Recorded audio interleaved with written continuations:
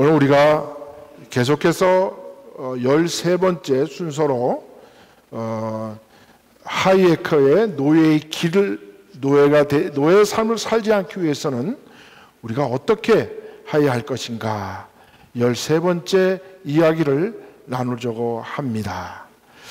그래서 하나님이 모든 위정자들에게 성경에서는 뭐라고 최우선적인 것을 말씀하고 계시는가, 그 우선순위를 우리가 알아야 한다는 거죠. 그런데 우리가 지난번에 이런 이야기를 했습니다. 어떤 나라든지 그 지도자가 된 사람은 국가의 4가지의 이 일을 위해서 이 4가지를 우선순위에 둬야 된다라고 그렇게 말씀드렸죠. 그죠? 그래서 첫 번째는 그 국민의 또 국가의 안전을 위하여 먼저 그것을 힘써 일을 해야 된다. 안전해야 된다. 국민의 재산과 생명을 보호해야 되는 것이 위정자의 첫 번째 임무라는 겁니다. 두 번째는 그 안보를 지키기 위해서는 어떻게 해야 되느냐? 힘을 가져야 돼요. 힘이 없이는 절대로 국가를 안전하게 국민들의 생명과 재산을 지킬 수가 없죠. 만약에 힘이 없으면 그래도 우리는 힘이 없이도 우리는 평화를 누리겠다. 그거는 무슨 평화냐? 우리는 그거를 굴종적 평화다라고 이야기합니다. 그 다음에 국가의 힘이 두 번째로 있어야 되고, 세 번째는 뭐가 있어야 되느냐? 국가는 늘 번영해야 된다는 거죠. 계속해서 발전해야 된다. 왜? 국민들이 잘 살고 또 부를 축적하게 되면 그것을 지키기 위해서는 계속해서 국가가 발전해 나가야 된다. 국가가 계속해서 하락세로 모든 국민들의 부가 하락해 버리면 결국 국가는 망할 수밖에 없다. 그래서 계속해서 번영하기 위해서는 어떻게 해야 될 것인가? 거기에 힘을 쏟아야 된다. 그리고 마지막으로 그 국가는 어느 나라에서든지 다른 나라들이 봤을 때 그 국가의 국민이나 그 국가의 이름 앞에 위신이 서야 된다. 세계의 모든 사람들의 가치관 위에 함께 있어야 된다. 보편적 가치관 위에 함께 있어야 된다. 그것은 뭐냐? 그 국가는 세상에 하나님이 우리에게 주신 보편적 가치관, 곧 사람의 인권, 생명과 자유와 행복 추구권, 그거를 국가가 국민들이 각자가 지킬 수 있도록 그것을 보장해주고, 그렇게 국가가 발전해 나가면 다른 나라 사람들이 국가를 우러러보게 된다는 것이죠. 그래서 국가는 안보와 힘과 번영과 국가의 위상을 위해서 위정자들은 일을 해야 된다. 그런데 오늘 우리가 하이에크가 우리에게 주는 말은, 메시지는 뭐냐? 13번째로 주고자 하는 메시지는 바로 국가가 세워지면 그 위정자는, 지도자는 국가의 부를 우선시해야 되느냐? 국가의 국방력을, 병력을 우선해야 되느냐? 여러분들은 무엇이 우선돼야 된다고 생각합니까?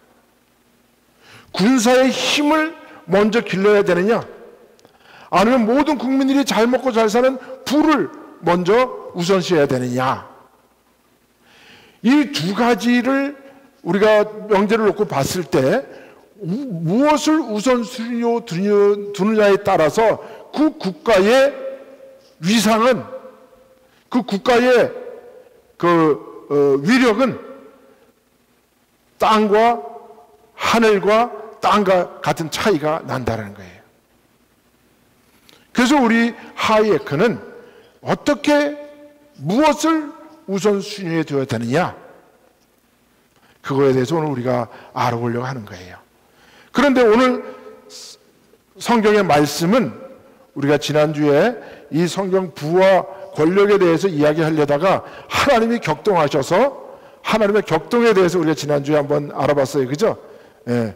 그래서 대한민국에 오늘 이런 위기가 온 것도 하나님이 격동하셨다라고 우리가 결론을 내렸죠. 그죠? 그 격동이 뭡니까?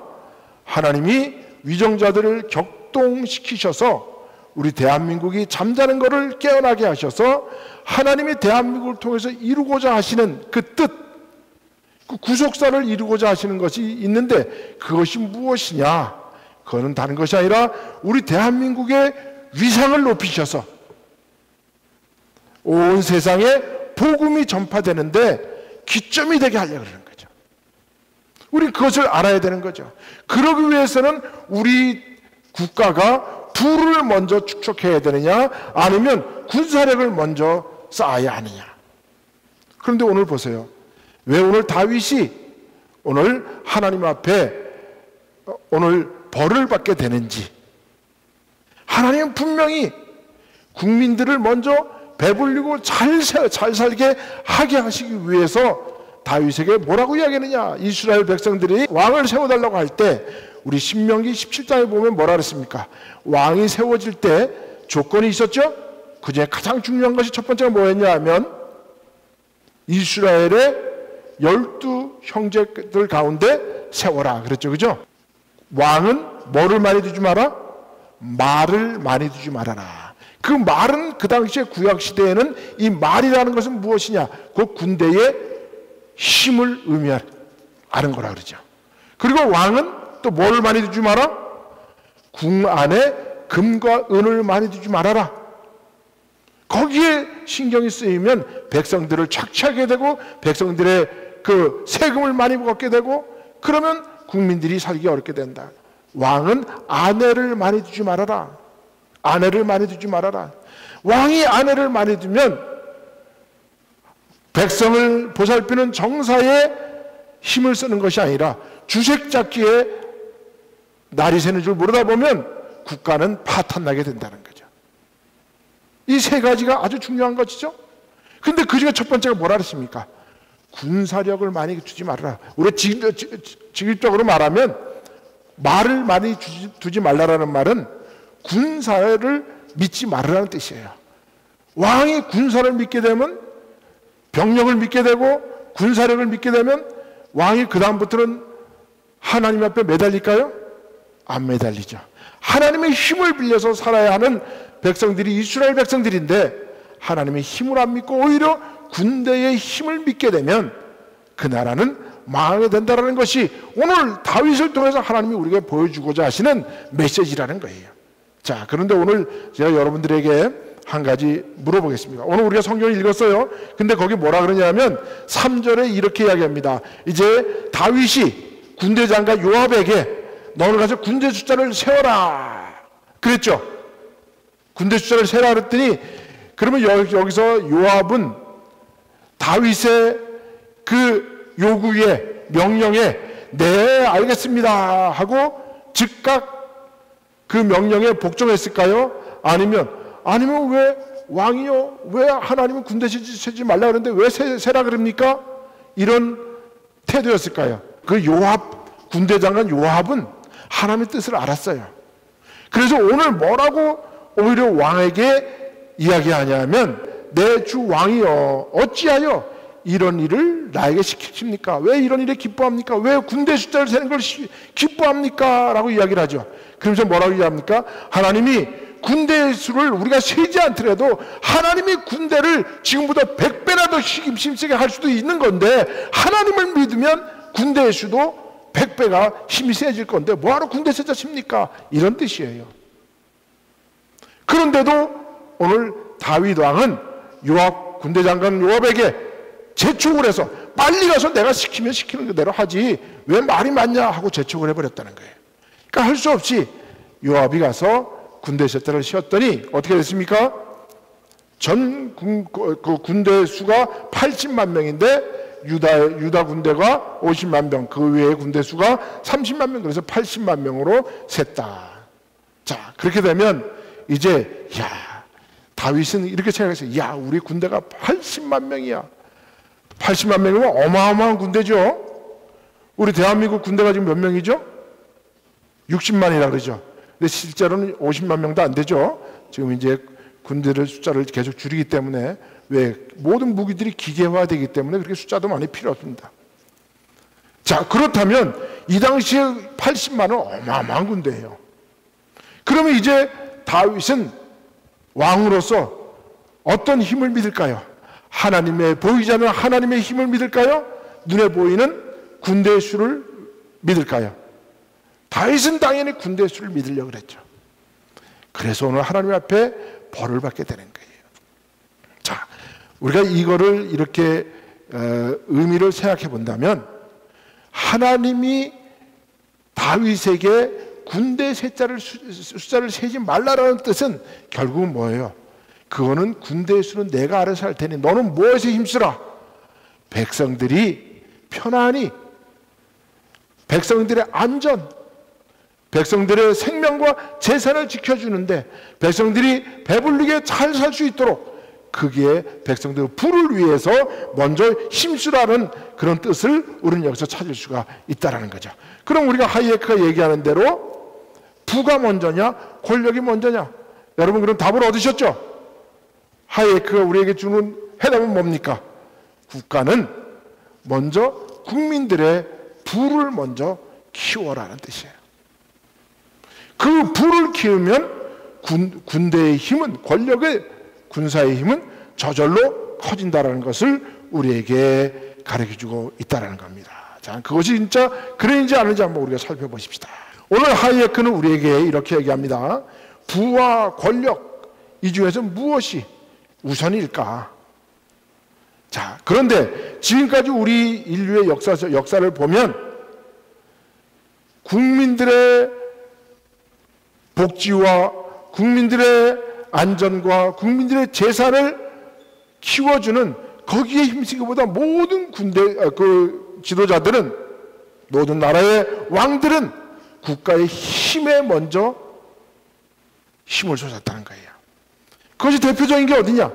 독일의 나치즘이나 이탈리아의 파시즘이나 또 레닌 스탈린의 공산주의자들이나 모택동이나 지금 현재의 북한이나 김정은이나 아니면 중국의 시진핑이나 이런 모든 공산주의 사회에서는 바로 권력과 힘을 먼저 우선시했다는 거예요. 그럼 그 사람들이 국가의 힘과 군사의 힘을 키웠으면, 그러면 이제 국가의 안보는 됐으니까 이제 그럼 국민들이 잘 살아야 되잖아요. 근데 그게 그렇게 됐습니까? 안 됐죠. 그래서 사람이 산다는 것은 결국 먹고 사는 문제예요. 그래서 나라가 세워지면 국민들이 어떻게 하든지 먹고 사는 일에 풍족히 먹고 편안히 살 수 있는 그 일에 부를 축적하려고 노력을 해야 되는데, 권력을 쌓으려고, 군대의 힘을 먼저 쌓으려고 하면 순서가 바뀐다는 거예요. 그래서 우리가 자유민주주의의 2차 세계대전 이후로 자유민주주의를 대표하는 영국식 자유주의에는 부의 권력이 유착되도록 그렇게 부 중심의 개인을, 또 국민들을 그렇게 부를 쌓도록 국가가 국민들을 도와주고, 국민들이 어떻게 하든지 잘 먹고 잘 살 수 있도록 국가가 도와주는 일에 먼저 앞장섰는데, 전체주의나 공산주의자들은 그렇게 하지 아니하고 어떻게 했습니까? 국민들을 어떻게 하든지 무장시켜서 군대의 힘을 세우려고 먼저 그렇게 했다는 거예요. 그게 대표적인 데가 바로 독일의 나치즘 히틀러가 한 일이 바로 모든 국민들을 군대화시켜서 중학생, 고등학생까지 전부 다 군대 옷을 입혀서 전장터로 내몰았던 것이 바로 2차 세계대전이 일어난 원인이라는 거죠. 결국 1, 2차 세계대전 후에 부의 시스템이 권력의 시스템을 이긴 것이다 라는 것이 하이에크의 결론이라는 거예요. 국가여, 국민들의 부를 위하여 먼저 일하라. 그렇게 되면 국가의 국방력은 저절로 따라온다. 그래서 오늘 우리가 그것을 한번 우리 대한민국의 역사를 통해서도 볼 수가 있다는 거예요. 우리 대한민국은 1948년도에 이승만 건국 대통령이 국가를 건국하고서 그 국가의 국방력을 먼저 키운 것이 아니라 국민들의 배고픔과 국민들이 헐벗지 않도록 국민들이 잘 먹고 잘 살려고 노력했던 것이 바로 이승만 대통령이 세운 대한민국의 정책의 기조였다는 거죠. 그래서 뭐라고 이야기합니까? 뭐라고 했습니까? 국부병강. 그럼 뭐가 우선이에요? 국가의 부를 먼저 세우고 그 다음에 군사력을 세우라는 뜻이에요. 그래야 영구 자유가 된다. 한문은 그렇죠, 그죠? 예. 국부병강, 영구 자유. 국부를 먼저 세워야 국가가 국민들의 재산과 국민들의 복지와 국민들의 권리를 먼저 키워줘야 그러면 저절로 병력의 힘은 저절로 따라오더라는 거예요. 그렇게 되면 그 나라가 영구 자유를 가지고 있게 된다. 그 기초 위에 나라를 세웠다는 거예요. 그리고 이 박정희 대통령, 한가의 기적을 일으키신 우리 박정희 대통령도 뭐라고 이야기합니까? 내 일생 조국과 민족을 위하여 먼저 국민들의 배고픈 것, 어떻게 하면 보릿고개 없앨까? 어떻게 하면 5,000년 동안 굶주림 속에서 우리도 한번 잘 살아볼세 해서 일으킨 운동이 바로 뭐예요? 새마을 운동이요. 5주년 계획을 세워서 국가를 기본적으로 발전시켜 나갔다는 거예요. 그래서 조국 근대화는 민족중흥이다. 민족중흥이 어떻게 일어납니까? 군사력이 세다고 민족중흥이 일어난 것이 아니라 국민들을 잘 먹고 잘 살게 하면 나라가 발전해 나가더라 라는 것이 오늘 우리 현대사를 통해서 우리가 배울 수 있는 하나님의 그 말씀의 비유를 우리가 알 수가 있다는 거죠. 자, 그럼 한번 보세요. 북한은 어떻게 되느냐? 북한은 선군전체. 김일성이가 그 인민공화국을 세운 이후로 김일성이는 어떻게 했습니까? 그 인민들의 배고픔과 인민들의 그 헐벗음을 그거를 해소하기 위해서 국가의 정책을 세운 것이 아니라 어떻게 하든지 군대의 힘을 세워서 공산주의를 확장해 나가려고, 그래서 남북 통일을, 적화 통일을 이루려고 그들은 부국 강병이 아니라 뭡니까? 반대로 강병부국이에요. 먼저 군사력을 키워놓으면, 군대의 힘을 키워놓으면 그러면 부국이 된다는 거예요. 그러니까 우리 이승만 박정희 대통령이 하신 정책의 기조와 북한의 김일성, 김정일, 김정은을 통해서 3대 세습이 만들어온 국가의 정책의 기조는 완전히 반대라는 거죠. 하이에크가 뭐라 했습니까? 부가 먼저냐? 병력이 먼저냐? 하이에크도 부를 먼저 세우라고 그랬고, 하나님은 다윗에게 국방을 먼저 세우지 말고 숫자를 세지 말고 그건 하나님이 저절로 만들어주니까 국민들이 잘 먹고 잘 사는 그 일을 부를 세우라는 거예요. 그러니까 보세요. 강병부국의 결과는 지금 어떻습니까? 이게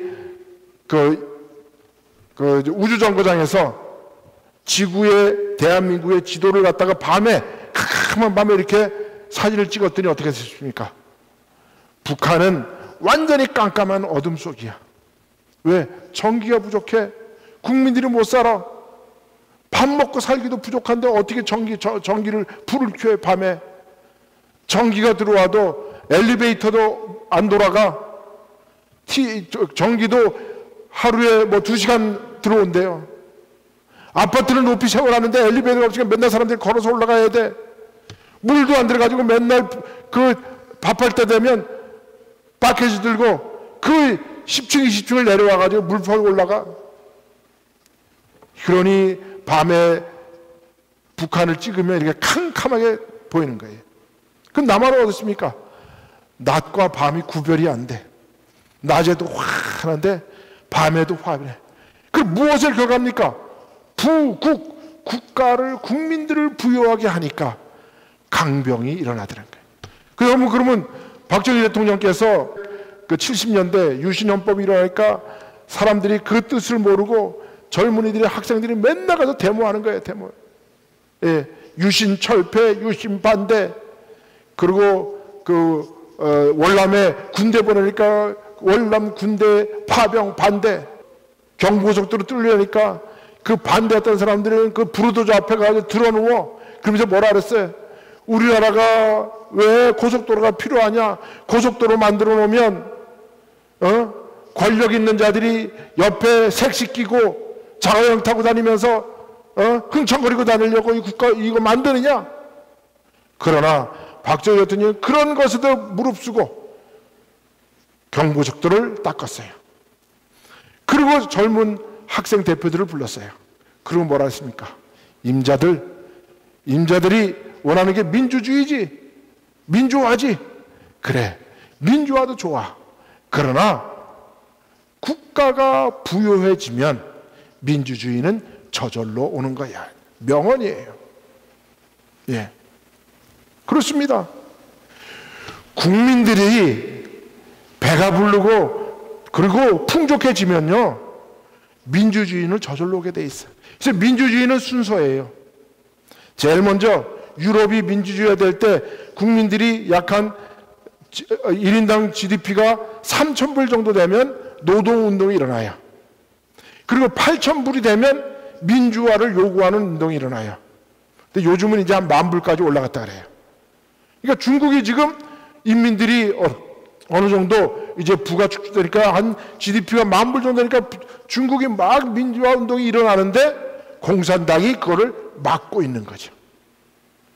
대한민국 어떻습니까?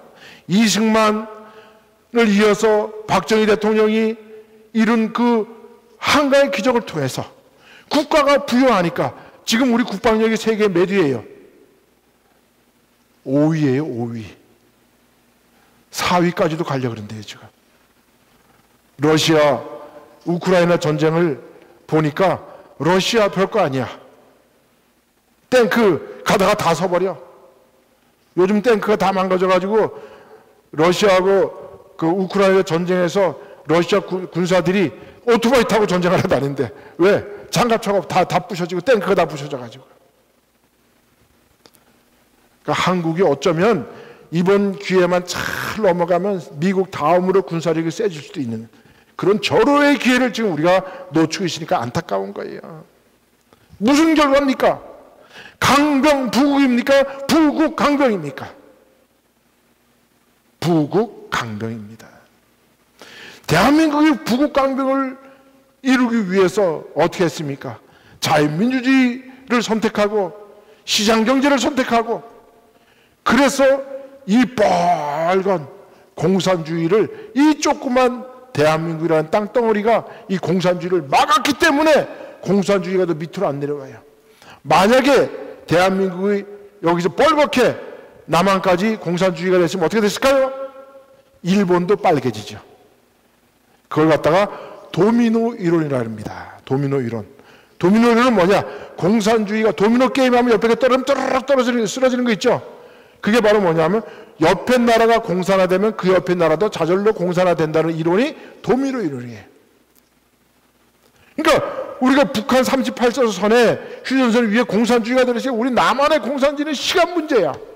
그런데 이승만 대통령은 모든 국민들이 우리 공산주의로 가자, 사회주의로 가자, 그거를 78%가 글로 가져가 됐을 때 이승만 대통령이 아니다. 공산주의는 절대로 안 된다. 그래서 38도선 밑에 단독정부 자유민주주의 공화국을 대한민국을 만들어서 오늘 공산주의를 그 대한민국을 콱 틀어막고 있는 거예요. 미국 사람들이 왜 한국을 좋아하는지 아세요? 이 조그만 나라가 저 어마어마한 저 공산주의 세계를 막아낸 나라가 어느 나라예요? 대한민국이에요. 그러니 미국은 대한민국 사람들을 보면 좋아 주는 거예요. 근데 지금 완전히 대한민국이 공산되니까 얼마나 지금 놀랐겠어요. 한번 생각해 보세요. 그러니까 우리가 지금 할 일이 한두 개가 아니죠. 우리가 기도해야 할 일이 지금 한두 가지가 아니라는 거죠. 여러분, 그리고 우리가 또 하나에 분명히 알아야 할 것이 있습니다. 우리 속에는 우리 인간론의 인간은 늘 연약하다 그랬잖아요. 인간이 뭐라 그랬습니까? 에노스, 죽을 수밖에 없는 존재, 그죠? 그런데 약하고 깨어질 수밖에 없는 질그릇 같은 존재예요. 그런 약한 질그릇 속에 우리가 예수 그리스도의 말씀으로 속에 오면 그 말씀으로 해서 우리는 든든해지는 거예요. 그런데 그 말씀이 들어오기 전에 사람은 본능적으로 우리는 약하기 때문에 사람들이 어떻게 하려고 합니까? 약하기 때문에 공동체를 이루고서 살려고 해. 그 마음이 점점점 발달하면 뭐냐? 전체주의로 빠져버리는 거예요. 개인은 없어지고 공동체 우선. 그럼 우리 자유민주주의는 뭡니까? 나 개인이 우선이에요. 국가는, 전체주의나 공산주의는 개인은 공동체를 위해서 존재하는 존재야. 그런데 우리 자유민주주의 국가에서는 뭐라고 해야 합니까? 전체는 누구를 위해? 개인을 위해서 존재하는 거예요. 국가는 누구를 위해서 존재해요? 개인을 위해서 존재하는 거예요. 우리 한 사람 한 사람의 개인을 위해서 존재하는 게 바로 국가예요. 근데 전체주의나 공산주의는 어떻게 해요? 개인은 국가에 예속된 예일 뿐이에요. 그러니까 그 인간을 아무리 죽여도 그 사람들은 그건 전술 전략일 뿐이야. 인권? 무슨 인권이야? 국가를 위해서 공동체를 위해서 희생한 것 뿐이지. 땡. 지금 작년에 러시아하고 우크라이나 전쟁 때 북한이 약 한 12,000명에서 2만 명 가까운 폭풍 군대 이러면서 보냈어요. 근데 그 중에서 몇 명이 죽었느냐? 약 2,000명이 죽었어요. 포로로 잡혀다가 자폭해서 죽고. 그런데 지금까지 김정은이가 그거를 감추고 있다가 이제 할 수 없이 국민들에게 알렸어요. 그러니까 난리가 났죠. 그런데도 북한의 공산주의자들은요, 그거는 아무것도 아니야. 왜? 개인은 누구 때문에 있어? 국가를 위해서니까 너 죽은 거 아무것도 아니야. 그렇습니다. 그런데 우리 자유민주주의는 뭐예요? 한 명의 생명도 하나님이 뭐라 그랬습니까? 한 명의 생명이 무엇보다 중요해? 천하보다 중요하기 때문에 우리는 개인을 위하여 국가를 만드는 거야. 개인의 생명과 자유와 행복 주권을 위해서. 그죠? 그게 미국의 독립선언서에 그대로 나와 있잖아요. 근데 전체주의나 공산주의는 뭐예요? 개인은 공동체를 위해서 있는 거니까 개인이 죽는 거나 개인이 희생당하는 일종의 전술 전략이니까 그건 아무것도 아니야. 채쳐버린다는 거예요. 인간의 연약함을 집단을 이루려는 생존 본능이 있어요. 그게 바로 뭐냐면 이런 거죠. 바다의 물고기들이 막 떼를 져가지고 이렇게 다니죠. 이렇게 떼를 져 다니는 게 뭐예요? 한 개체가 있으면 큰 포식자들이 와서 자기를 잡아먹으니까 자기들이 똘똘 뭉쳐가지고 이렇게 빙빙 돌면 이 자기 몸들이 커져 보이니까 다른 포식자들은 마음대로 못 잡아먹는 거예요. 이걸 갖다가 영어로 스쿨이라 그래요. 스쿨. 영어로 우리가 학교로 하는 스쿨이라는 말은 거기는 누구만 있어요? 어린 아이들만 덜덜덜 함께 뭉쳐. 그래서 그게 스쿨이라는 이름이 만들어진 거예요. 영어로. 예. 그래서 이런 걸 갖다 스쿨이라 그래요. 인간도 원래는 자연 속에서 놔두면요, 사람도 본능적으로 연약하기 때문에 이런 공동체를 이루어서 함께 안전을 지키려고 하는 그런 본능이 있다는 거예요. 근데 그 인간의 본능을 악용해서 이 땅의 개인을 무시하고 사는 세상이 바로 전체주의나 공산주의라는 거예요. 그게 있다라고 하이에크는 우리에게 경고해주고, 그러니까 모든 사람들이, 우리도 부족하고 연약할 때, 그죠? 우리가 2차 세계대전이 끝나고 1945년에 우리가 해방을 맞이했을 때 우리 국민들은 우리 한민족은 한 공동체였고, 그래서 우리는 개를 통해서, 두레를 통해서 우리는 마을 공동체를 이루어서 우리는 그렇게 살았어. 그러니까 공산주의 얼마나 좋아. 우리가 다 함께 일하고 함께 먹고 함께 살고. 말만 들으면 얼마나 좋아요. 인간에게 그런 본능이 있다니까. 스쿨링을 하려는 본능이 있단 말이에요. 물고기들처럼. 네. 그런데 성경은, 자유주의는 그게 아니라는 거예요. 개인이 중요하다. 네. 이렇게 다수 속에 숨어버린 다수 속에서 개인이 사라지는 것이 아니라, 다수는 있지만 그러나 거기서 개인은 한 사람 한 사람의 생명과 자유가 중요하다라는 것이 바로 성경이 우리에게 주고자 하는 자유라는 개념인 거예요. 그래서 이 전체주의자들이나 좌파들이나 공산주의자들은 어떻게 되냐? 마치 달리는 차 안에 파리가 마치 차를 자기가 몰고 가고 있다고 착각하듯이 그렇게 살아가는 사람들이에요. 예. 여러분 자동차에서 막 뛰면 여러분 빨리 갑니까? 도착지에 빨리 가요? 예? 여러분 달리는 자동차에서 펄쩍 뛰어가지고 공중에 이렇게 떠 있으면 차가 와가지고 내가 뒤에 물에 가서 탁 부딪힐 거 아니야. 그게 됩니까? 안 돼요. 자동차 안에 있으면요. 똑같이 자동차처럼 같이 가요. 그런데 공산주의자들은 마치 파리가 자동차에 타고 있으면서 자기가 차를 운전하고 가는 것처럼 이렇게 착각하고 사는 사람들이 공산주의 사람들, 사회주의자이고 공산주의자들인 거예요. 그래서 이들은 국민 정서에 맞지 않은 법을 만들어서 특정 집단에게만 이익을 주려고 하는 그런 법을 만들어내는 거예요. 지금 이재명 정권 한번 보세요. 얼마나 잘못되고 있느냐. 하다못해 100일 만에 국가를 이렇게 망조로 만드는 정권은 세상에 없었다는 거예요. 그 정도로 지금 대한민국이 지금 무너져 가고 있는 거예요. 그리고 북한 보세요. 있지도 않은 백두혈통이라는 걸 만들어가지고 그 집안이 온 인민을 다 지배해버리고 자기들은 최고 좋은 차, 최고 좋은 명품을 입고 다니면서 국민들은 하루 두 끼도 못 먹어, 한 끼도 못 먹어, 맨날 강냉이 못 먹고 풀뿌리 먹고 살고. 이게 삶입니까? 그걸 보고도 북한에 가자고 북한을 칭송하는 사람들이 있으니 이게 얼마나 나라가 우습습니까? 자신들은 임대 아파트에 살지 않으면서 국민들은 임대 아파트가 좋다고 선전했던 게 문재인 정권이에요. 예. 모든 국민들은 걸어 다니는 게 좋아요. 환경을 보호하기 위해서 자동차 그만 타고 당신들은 다 걸어 다니세요. 그래 놓고 뭐라 그래, 자기는. 최고로 좋은 차, 최고로 좋은 집, 그런 차 타고 다니고 그런 집에서 살아요. 모든 국민들은 임대 아파트 가가지고 절절거리면서 사는데 이게 바로 공산주의잖아요. 정말 한심하죠. 우리 속에 이런 게 있다라는 거예요. 그 하이에크가 오늘 우리가 종교를 맺으면서 노예의 길로 가지 않으려면 어떻게 해야 되느냐? 내 속에 있는 집단주의, 내 속에 있는 사회주의적, 내 속에 있는 공산주의적 사고방식을 버리라는 거예요. 그리고 나 개인은 내 자유가 중요한 것처럼 다른 사람의 자유도 존중히 여기고 내 인권이 중요하면 다른 사람의 인권도 존중히 여기고 국가는 나 개인을 위해서 있는 거니까 떳떳해야 된다는 거예요, 국가를. 그래서 그런 정신으로 살아가야 노예의 정신에서 벗어날 수 있다.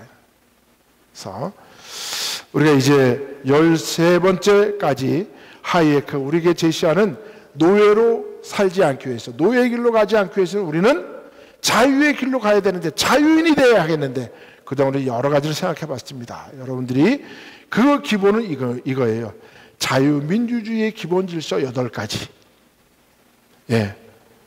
그래서 이거는 다음 시간에, 이제 이거는 뭐 자유의 길하고 상관없이 자유민주주의를 지키기 위해서는 국가가 이 8가지 기본적인 이 사고에서 하나라도 잘못되면 그 국가는 전체주의고 공산주의를 간다는 거예요.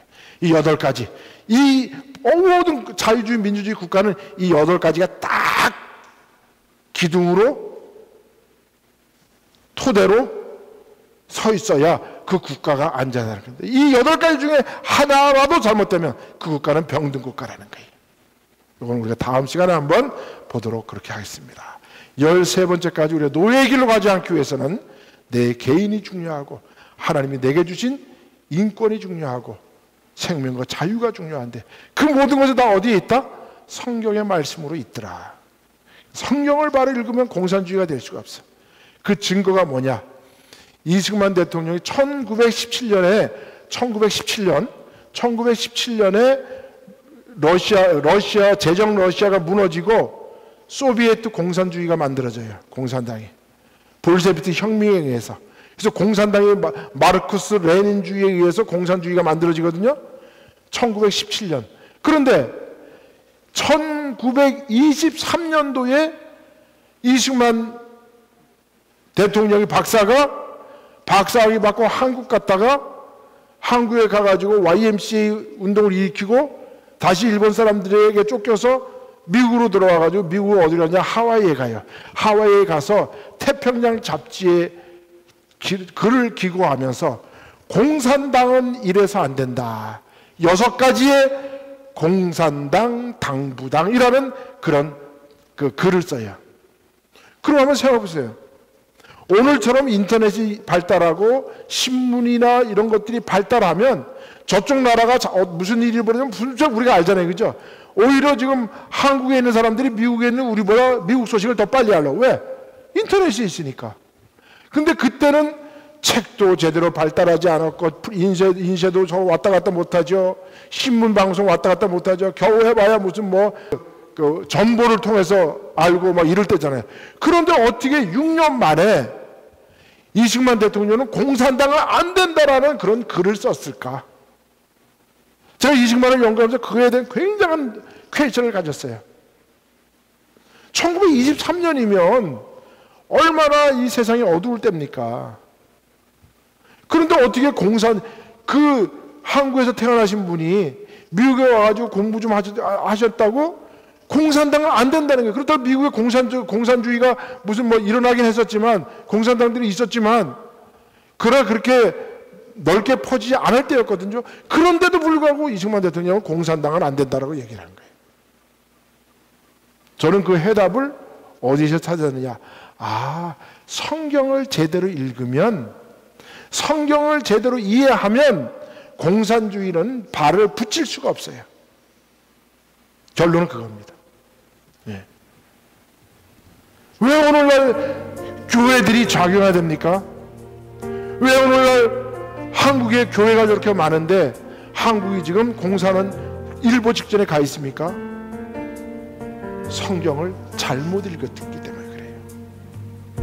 이승만 대통령이 1917년에 러시아의 볼셰비크 혁명이 일어나서 공산화가 공산당이 만들어졌는데 1923년 6년 만에 공산당은 안 된다라는 발표를 해버렸어요. 어떻게 그렇게 할 수 있느냐 그 당시에. 답은 성경을 제대로 해석하셨기 때문에 그런 거예요. 성경을 제대로 알면 공산당은 붓땅에 교회 문 앞에 들어올 수도 없어요. 계단도 못 올라와요.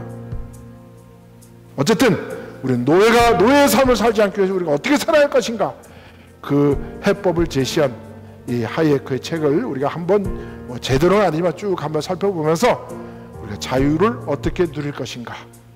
그래서 제가 이렇게 결론을 냈습니다. 자유를 얻은 사람은 행동하는 사람들이다. 네, 기도합시다. 하나님 감사합니다.